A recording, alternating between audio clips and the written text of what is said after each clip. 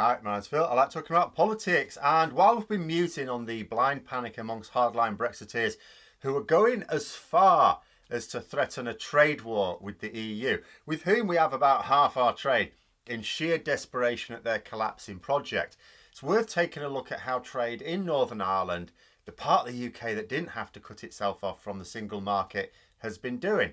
But first, if you'd like to be notified of daily news and politics, please subscribe to the channel and click the bell notification icon. So, in amongst all the discussions over the Northern Ireland Protocol last week, which are continuing because it's one of the two main foci for Brexit right now, the other one being shortages in Britain. But amongst it all, I talked last week about how an urgent need from Brexiteers to wreck the Northern Ireland Protocol could be explained by the fact that it highlights just how damaging Brexit is in Britain. Not Northern Ireland, Britain. The protocol protects Northern Ireland, by and large, because it retains access to the single market. As a direct result, the critical shortages that we are suffering in Britain are not impacting Northern Ireland. You know, they, like countries in the EU, are only suffering shortages of some British-produced goods like Marks and Spencer sandwiches. But their supermarkets are well stocked because they have ready access to a pan-European market. So far, people in Britain have been kept largely clueless about this disparity. Ministers say that other countries are suffering the same problems as a result of global issues. The media don't challenge it, so people believe it. If people actually saw the difference between Britain and Northern Ireland right now, it would be a revelation. A grievous blow to Brexit. At least the extreme Tory Brexit at any rate. It's a bit like people are pointing out again that leaving the EU was never considered an important issue for people in Britain. It was never an issue until the EU announced measures to prevent tax fiddling. All of a sudden, it jumped up in importance as the billionaires and their media panicked and pushed it down our throats. All of a sudden, it's like the most important thing ever. And that's what people need to remember. There are lots of players, both inside the UK and outside it, who had a vested interest in the UK leaving the EU. Lots of them for lots of different reasons. There was no one reason why Brexit happened as such. But the most influential on the process did it in order to avoid paying taxes.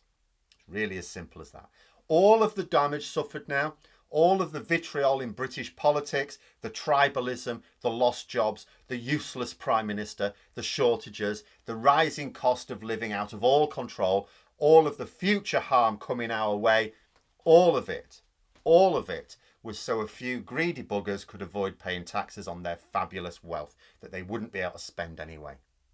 But the Brexiteers' panic about the Northern Ireland Protocol isn't just that it highlights how they can avoid shortages that are causing us major problems. Northern Irish trade has done rather well out of Brexit. See, avoiding shortages isn't a Brexit benefit. It's comparatively a good thing. If Brexit had never happened, though, they still wouldn't have suffered those shortages. We wouldn't have suffered those shortages. Nobody needs to have suffered these shortages. But Northern Ireland has genuinely benefited from Brexit in one key area: exports. I discussed this earlier in the year, but should we take a look at the latest trade figures? These trade figures come from the Republic of Ireland, by the way. So when you're thinking about it for Northern Ireland's point of view, where it says imports, that's exports, and where it's exports, it's imports. But what we have now are the first 8 months worth of post-Brexit trade data.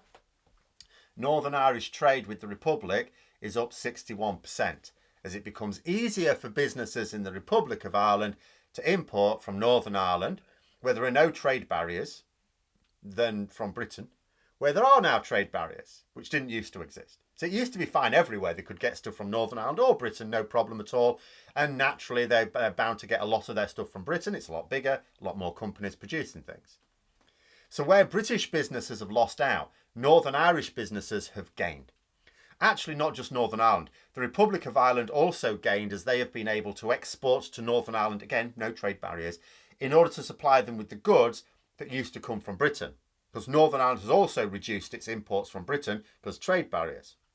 Because whereas Republic imports from Northern Ireland are up 61%, imports from Britain are down 30%. And that's important because if you're just looking at trade data and you're going, oh, it's up on last year, anything where you look at something being up on last year, you have to reasonably ask, to what extent is that because trade was knackered by the pandemic last year and not so much this year? I mean, the pandemic's still here, you wouldn't think so, but trade hasn't been buggered by it this year. But that 30% reduction in imports from Britain shows that Britain is exporting even less this year, where Brexit is the key factor, than it was last year, where the pandemic was the key factor. And the table here also shows that the Republic simply compensated for that loss of British imports with increased imports from France and the Netherlands, along with Northern Ireland, of course. Because that's the thing. So when we in Britain struggle to get imports because of Brexit, because of the trade barriers we erected, we suffered shortages. When the Republic of Ireland suffered a problem with a supply chain because of Brexit, they just went elsewhere in their massive single market. Also, take a look at Irish exports to Britain. The Republic of Ireland is exporting more to Britain this year than it did last year, to the tune of 21%. So Ireland is exporting more to Britain at the same time as it's importing less. Obviously, with British production suffering, we were always going to need to import more from the EU anyway, and it may be easier to transport goods bound for Britain from Ireland than the European mainland. Obviously, Ireland's also a big food exporter as well, and food production has really been badly hit here. And you can see from the figures that the Republic of Ireland still imports more goods by value from Britain than Northern Ireland, obviously. Northern Ireland has a population of just under 2 million against the roughly 65 million of Britain, but that means there's still a lot of trade between the Republic of Ireland and Britain. It's much reduced, but it's still quite a lot. Now, with the proposals from the EU, it's possible that British businesses would be able to trade with Northern Ireland more easily in the near future, because it involves removing a lot of those trade barriers. However, we have to bear a couple of things in mind. First of all, the UK government would have to engage with the EU in order to turn the proposals into implemented solutions. That means accepting the protocol instead of threatening a trade war. Secondly, if the UK government do climb down and accept these proposals, and they're implemented, supply chains have already been shifting away anyway. Like a business in Northern Ireland that stopped orders from Britain and switched to the Republic, it's hardly going to switch back unless there's a compelling reason to do so. Like, especially in the current political climate. Imagine you're a business owner in Belfast. Obviously, you need to maintain your supply line. You can't have it keep being disrupted. You are aware that the British government are constantly playing silly buggers and threatening trade wars with the EU. And it's not a Republican or Unionist issue. You know that the British government, whatever you think about them, are threatening trade wars with the EU. Any improvements made at the customs border between Northern Ireland and Britain could easily be undone if it's politically expedient for Boris Johnson to do so. I mean, wouldn't you keep aiming to carry out trade along lines that are more future-proof? I know I would, even if I was still being supplied by businesses in Britain and those trade barriers went right down. I'd still be thinking to myself, but they could easily go back up again. I think I'll still try and look around for a better supplier elsewhere. But this is another reason for hardcore Brexiteers currently in blind panic to want to seek the protocol. It isn't just some unionists that want a hard border to return inside Ireland. Brexiteers want it too. They cannot have a situation whereby it can be proven that there is a part of the UK that left the EU, as we all did. Northern Ireland's not in the EU, but is neither suffering the shortages that we were told is an essential part of the process and are in fact boosting their economy. The government, in selling its oven-ready withdrawal agreement, claimed that Northern Ireland would have the best of both Brexit worlds. Michael Gove said it, Boris Johnson said it.